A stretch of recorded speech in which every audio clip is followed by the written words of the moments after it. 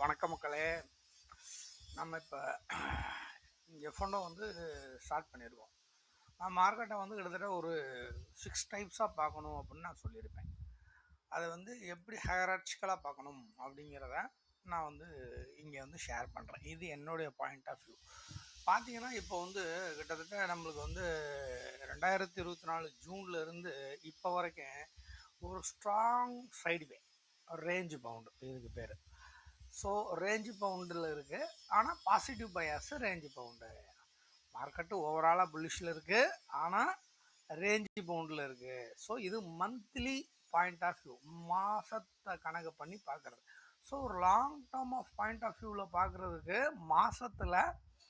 மாத லெவலில் பார்க்கும்போது இது வந்து ஒரு புல்லிஷ் ரேஞ்சு பவுண்டில் இருக்குது.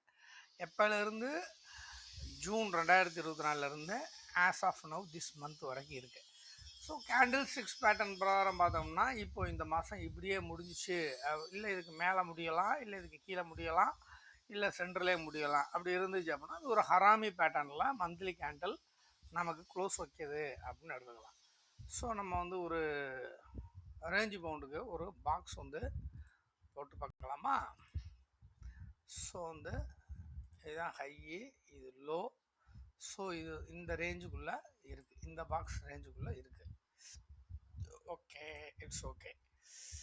நெக்ஸ்ட்டு வந்து நம்ம எப்படி பார்க்க போகிறோம் அப்படின்னா வீக்லி வைஸ்.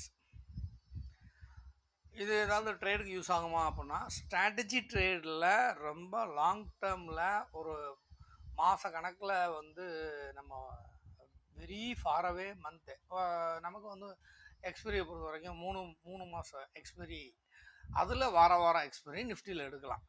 ஸோ வந்து இதில் வார எக்ஸ்பீரியில் எடுக்க முடியுமானா எடுக்க முடியாது.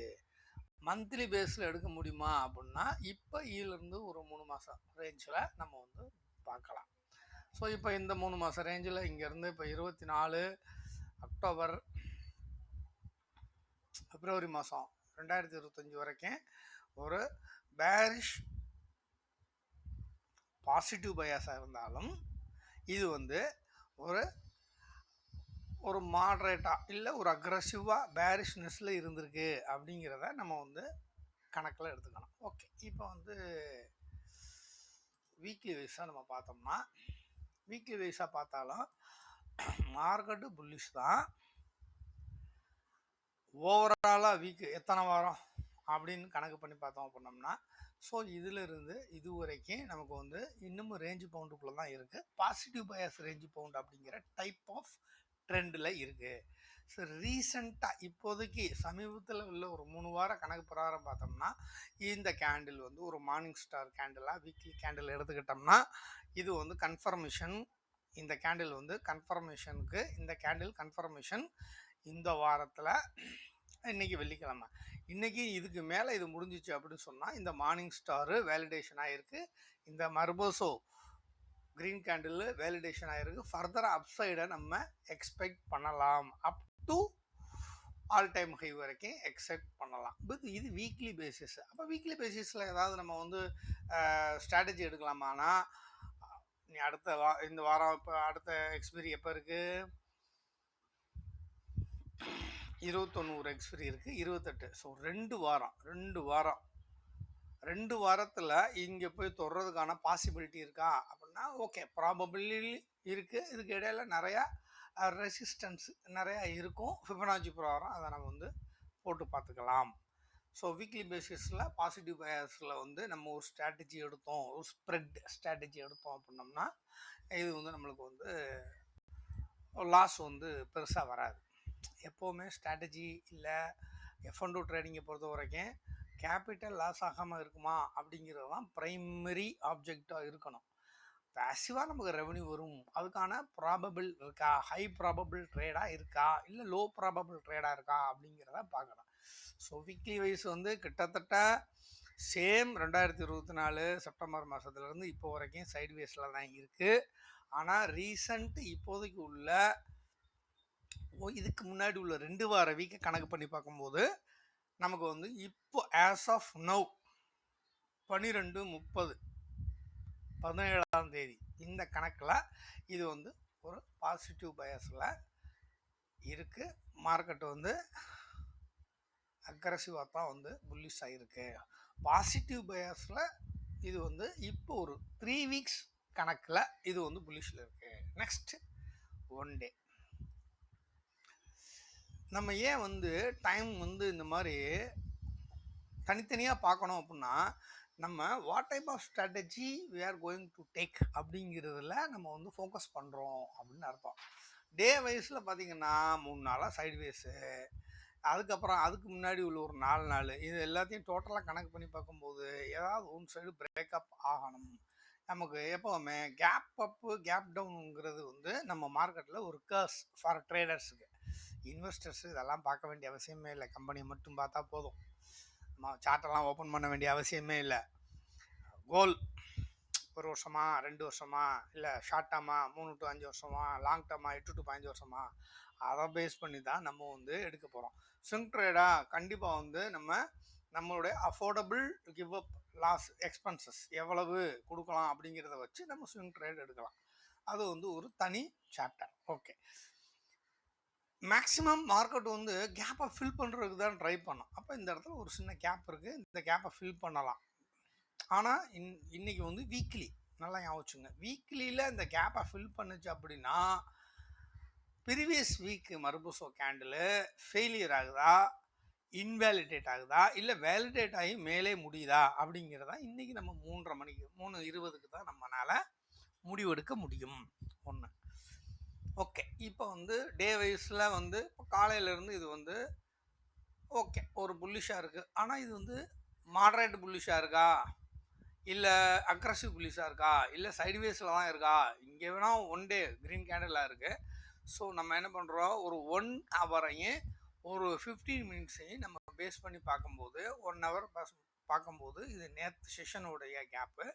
நேற்று வந்து டவுனில் முடிஞ்சு மறுபடியும் சைட்வேஸில் முடிஞ்சாலும் இன்றைக்கி நேற்று 3:15 இப்போ வரைக்கும் இது வந்து ஒரு மாட்ரேட் புல்லிஷில் இருக்குது. இன்றைக்கி டுடேயும் இன்றைக்கி வந்து ஒரு மாட்ரேட் புல்லிஷில் தான் இருக்குது. ஆனால் வெரி லோயர் டைம் ஃப்ரேமில் பார்க்கும்போது 15 மினிட்ஸில் இன்னும் சைட்வேஸில் தான் இருக்குது. இந்த 3 கேண்டிலும் இன்னும் சைட்வேஸில் இருக்குது. So it should be break above R it should be break below.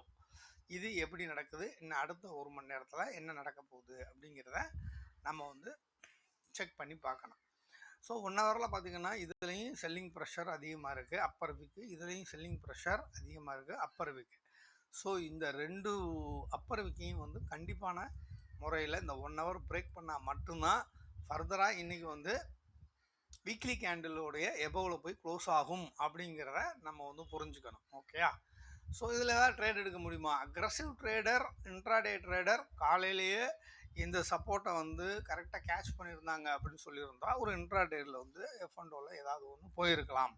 The same time நம்ம என்ன பார்க்கணும் அப்படின்னா வொலாட்டிலிட்டி எவ்வளவு இருக்குது. அப்போது நம்ம எடுக்கிற ஸ்ட்ரைக் ப்ரைஸு இல்லை ஃப்யூச்சரை இது லைனியர் அப்படியே தான் ஃபாலோ போகும், ஒன்றும் பிரச்சனை இல்லை. பட் வந்து ஆப்ஷன்ஸ் எடுக்கும்போது நம்ம இம்ப்ளைடு வொலாட்டிலிட்டி அப்படிங்கிற ஒரு விஷயத்தை இந்தியா விக்ஸை பேஸ் பண்ணி நம்ம பார்க்கணும். இந்தியா விக்ஸ் என்ன லெவலில் இருக்குது, 17ல் இருக்குது. ஃபேர் மோடு ரொம்ப குறைஞ்சிருச்சு. ஓகேயா? இது 15லேருந்து 25 வரைக்குமே வந்து நியூட்ரலாக இருக்குது அப்படின்னு அர்த்தம். அதாவது இதெல்லாம் வந்து நல்ல இன்வெஸ்டர்ஸுக்கான சரியான டைம் வந்து இந்தியா விக்ஸ் வந்து இந்த மாதிரி ஒரு 25க்குள்ளே இருக்கிறது வந்து பெஸ்ட்டு. 25 தாண்டும் போது ஃபேர் இண்டெக்ஸ் வந்து அதிகமான ஆகும் அப்படின்னு அர்த்தம். ட்ரேடருக்கு இதுக்கு என்ன சம்மந்தம் அப்படின்னா இந்தியா விக்ஸ் எப்போவுமே ஏறுதுன்னு வச்சுக்கோங்க, உடனே ப்ரீமியம் எல்லாம் இன்க்ரீஸ் ஆகும். இந்தியா விக்ஸ் இறங்குது அப்படின்னு சொன்னால் மார்க்கெட் ஏறும், இண்டெக்ஸ் ஏறும், ஆனால் ப்ரீமியம்லாம் க்ரோ ஆகாது. ஏன்னா ப்ரீமியம் வந்து அது இந்த டைம் சீரீஸை கணக்கு பண்ணி அதில் எவ்வளோ டைம் டிகே இருக்கோ அதை கழிக்கிறதுக்கு ட்ரை பண்ணும். இது வந்து எஃப்என்டோ ஆப்ஷன் கிரீக்ஸில் வந்து நம்ம டீட்டெயிலாக பார்ப்போம். அடுத்து வந்து 15 மினிட்ஸ். ஸோ 15 மினிட்ஸில் எக்ஸாக்டாக இதிலிருந்து இந்த 10:15 இப்போ வரைக்குமே இது ஒரு சூப்பரான ஒரு சைட்வேஸில் இருக்குது. ஓவராலாக டே வைஸில் பாசிட்டிவ் மோடில் இருந்தாலும் இது வந்து ரேஞ்சு பவுண்டில் இருக்குது. பாசிட்டிவ் பயாஸ் ரேஞ்ச் பவுண்டில் இருக்குது. சார் இப்போ இது நெகட்டிவ் பயாஸ் ரேஞ்ச் பவுண்ட் ஆகணும்னா என்ன ஆகணும் அப்படின்னு சொன்னால், எக்ஸாம்பிளுக்கு மேலே போணுச்சா,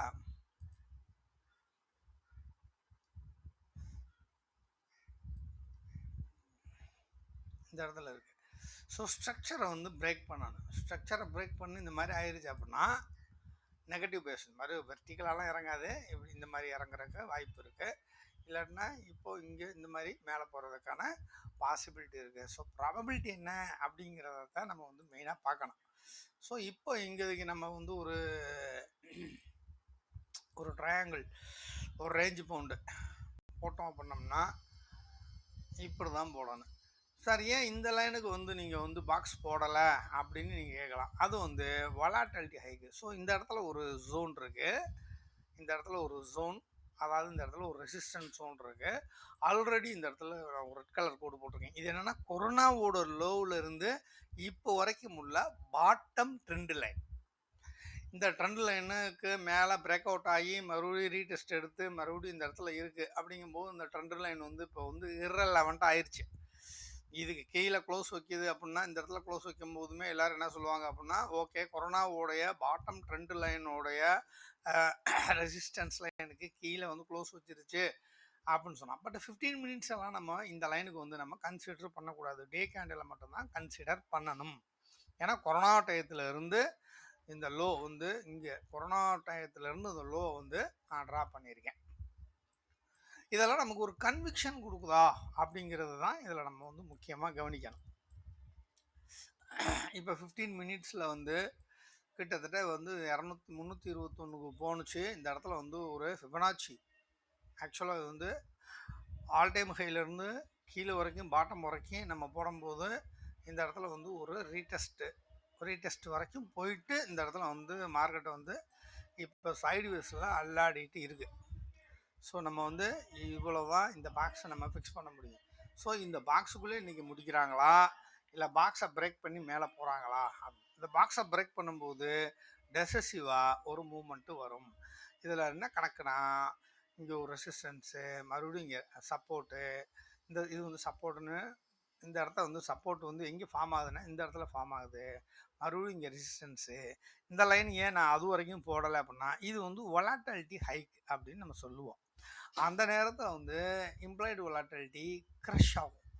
ஐவி க்ரஷ் ஆகி இருக்கும்போது இந்தியா விக்ஸ் அந்த இடத்துல வந்து மார்க்கெட்டுக்கு வந்து இந்தியா விக்ஸ் அந்த இடத்துல வந்து சல்லுன்னு வந்து மேலே ஹைக் ஆகிருக்கும்.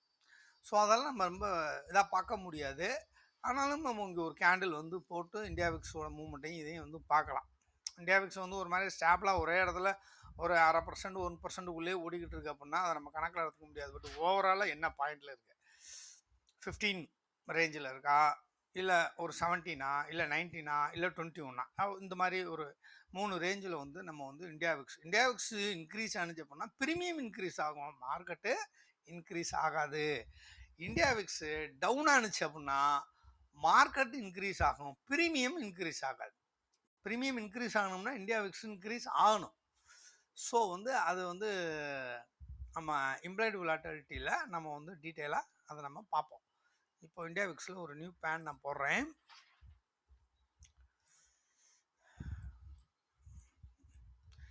இந்தியா விக்ஸ் வந்து இது வந்து 15 மினிட்ஸு ரொம்ப ரிலையபிள்னு சொல்ல முடியாது. பட் இருந்தாலும் நமக்கு ஒரு ட்ரெண்ட் வியூ காட்டும். ஸோ வந்து ஒரு டைவர்ஜென்ஸ் நடக்குதா, இங்கேருந்து மேலேருந்து கீழே வருது இந்தியா விக்ஸு. பட் அதே சமயம் வந்து நிஃப்டி இங்கேருந்து டைவர்ஜென்ஸ் ஆகி மேலே போகுது. ஸோ டைவர்ஜென்ஸ் அப்படிங்கிறத என்ன அப்படின்னா, ஒரே டயத்தில் வந்து 2 ஆப்போசிட்டில் வந்து ட்ராவல் பண்ணும். இப்போது இது வந்து இங்கேருந்து இங்கே போயிட்டுருக்கு, இந்த மாதிரி போயிட்டுருக்கு.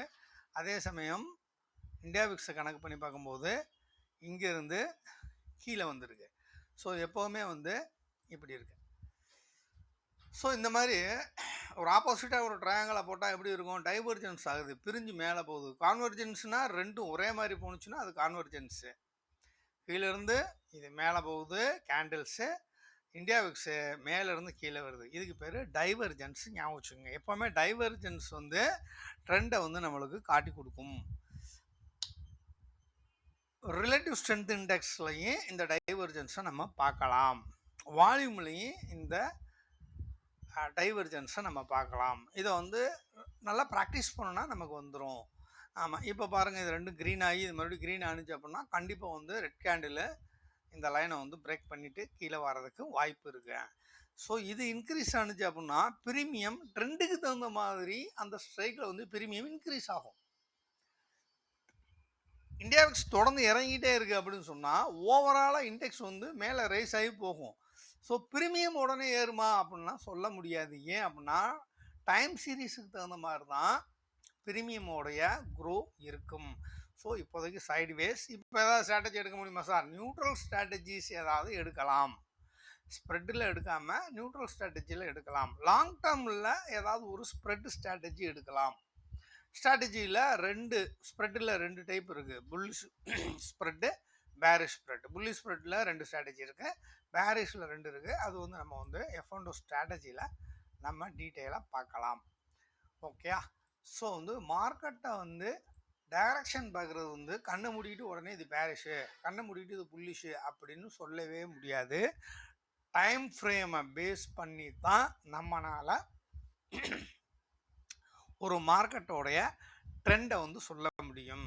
ஸோ மாட்ரேட் புல்லிஷா, அக்ரஸிவ் புல்லிஷா, மாட்ரேட் பேரிஷா இல்லை அக்ரஸிவ் பேரிஷா, 4 டைப்.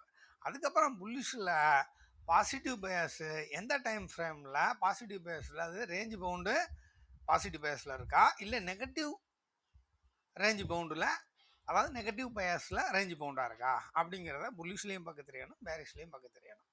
ஓகே. இப்போ என்ன, இங்கேருந்து மாட்ரேட்டாக புல்லிஷாக இருந்தாலும் சர்டன் டைம் 10:15 இப்போ வரைக்கும் இது ரேஞ்சு பவுண்டில் தான் இருக்குது. ஸோ இப்போதைக்கு வந்து இமீடியட்டான ஒரு ரெசிஸ்டன்ஸு 300 இல்லாட்டினா 310. அதே மாதிரி எப்போவுமே லைன் வந்து சிங்கிள் லைனாக போட்டோம்னா நம்ம அப்படி எழுதக்கூடாது. இதை ஒரு ஜோனாக தான் கருதி பண்ணணும். மோர் ஆர் லெஸ் 10 பாயிண்ட்ஸை வந்து நீங்கள் இந்த லைனை வந்து கன்சிடர் பண்ணணும். இந்த லைனோட ஸ்ட்ரென்த் வந்து ஒரு 10 பாயிண்ட் இருக்குது அப்படிங்கிற மாதிரி தான் கணக்கு எடுத்துக்கணும். இந்த சைடு லைனு நமக்கு தேவையில்லை. பாட்டம் லைன்லேயும் மோர் ஆர் லெஸ் 10 பாயிண்ட்ஸு கணக்கு பண்ணணும். இதெல்லாம் வந்து overall point of price action பிரகாரம் பார்க்கக்கூடிய மெத்தடாலஜி. சரி, ஓவராலாக மார்க்கெட்டோட மூடு என்ன? அப்போ வந்து மார்க்கெட்டில் நான் ஏற்கனவே சொல்லியிருக்கேன், மேக்ஸிமம் வந்து 10 கான்ட்ரிபியூஷன் ஸ்டாக்கோடைய பர்சன்டேஜ் லெவல் எப்படி இருக்குது அப்படின்னு நம்ம பார்க்குறோம். இப்போ இது என்ன சொல்லுது, 10 ஸ்டாக்கில் இன்ஃபி இன்னும் கை கொடுக்கல, 0.50% இருக்குது. இது 0.4, இது 1% இருக்குது. L&T, Bharti Airtel 0.09. இது வந்து உடனே மாறுறதுக்கு வாய்ப்பு இருக்குது. ஏன்னா ₹1.70 தானே. பட் எல்என்டியோ, ஐசிசி பேங்கோ, இன்ஃபியோ இன்றைக்கி கை கொடுக்கறதுக்கான பாசிபிலிட்டி ரொம்ப கம்மியாக இருக்குது. எப்போ வேணாலும் இந்த 4 ஸ்டாக்கில் முக்கியமாக பாரதி ஏர்டெல்லை விட்டுட்டோம்னா இந்த 3 ஸ்டாக் வந்து க்ரீன் ஆகிறதுக்கு வாய்ப்பு இருக்குது. இப்போ மேலே இருந்து எல்லாமே வந்து ஒரு கிரேட்டர் தேன் 0.50 இருந்துச்சு அப்படின்னா நிஃப்டியில் இது பண்ணுற கான்ட்ரிபியூஷன் 60%. அப்போ நிஃப்டியும் 0.50 பாசிட்டிவில் முடிகிறதுக்கு வாய்ப்பு இருக்குது. இதெல்லாம் கிரேட்டர் தேன் 1% வந்து இன்றைக்கி ப்ரீவியஸ் டே க்ளோஸ்லேருந்து கால்குலேட் பண்ணி பார்த்தோம் போனோம்னா நிஃப்டி நல்லாவே மேலே போகிறதுக்கு வாய்ப்பு இருக்குது. அடிஷ்னலாக மிச்ச 40 ஸ்டாக்கு இப்போ நேற்றெல்லாம் வந்து இந்த 10 ஸ்டாக்கு கை கொடுக்கல, மிச்ச ஸ்டாக்கு தான் வந்து நிறையா கை கொடுத்துச்சு. ஸோ வந்து அதை வந்து நம்ம வந்து தனியாக வந்து நம்ம செக் பண்ணி பார்க்கலாம், என்எஸ்சி வெப்சைட்டில் போய்ட்டு பார்க்கலாம். பட் என்எஸ்சியில் வந்து இந்த 2200 அட்வான்ஸ் இருக்குது, டிக்ளைன் இருக்குது அப்படின்லாம் சொல்லுவாங்க. அப்படின்னா அதெல்லாம் broad base indices, small cap, mid cap எல்லாத்தையும் சேர்த்து தான் அந்த ஸ்டாக்ஸ் வந்து நமக்கு சொல்லுவாங்க. ஸோ மார்க்கெட் மூடு இதையும் நம்ம பார்த்துக்கணும். இது எல்லாமே பக்காவாக க்ரீனாக இருக்குது. ஆனால் பாயிண்ட்ஸ் என்னவாக இருக்கணும், அட்லீஸ்ட் 0.50%க்கு மேலே இருக்கணும். அப்படின்னா மார்க்கெட்டை வந்து நம்ம புல்லிஷாக எக்ஸ்பெக்ட் பண்ணலாம்.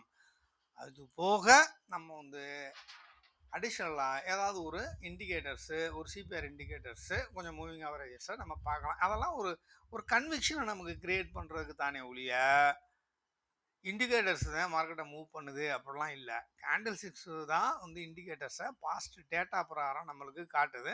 இதில் பைவட்ஸ் மட்டும் ப்ரைஸ் ஆக்ஷனுடைய டூலாக நம்ம வந்து கன்சிடர் பண்ணலாம். ஸோ பைவட்ஸை பற்றி டீட்டெயிலாக தெரிஞ்சுக்கலாம். பைவட்ஸை பற்றி இன்ட்ராடே ட்ரேட் எடுக்கலாம் அப்படின்னா நல்லா அருமையாக எடுக்கலாம். நல்லா ரிஸ்க் மேனேஜ்மெண்ட் தெரிஞ்சிருச்சு அப்படின்னு சொன்னால் ஒரு சிபிஆரை வச்சு நம்ம பிரமாதமாக ட்ரேட் எடுக்கலாம். Okay, thank you.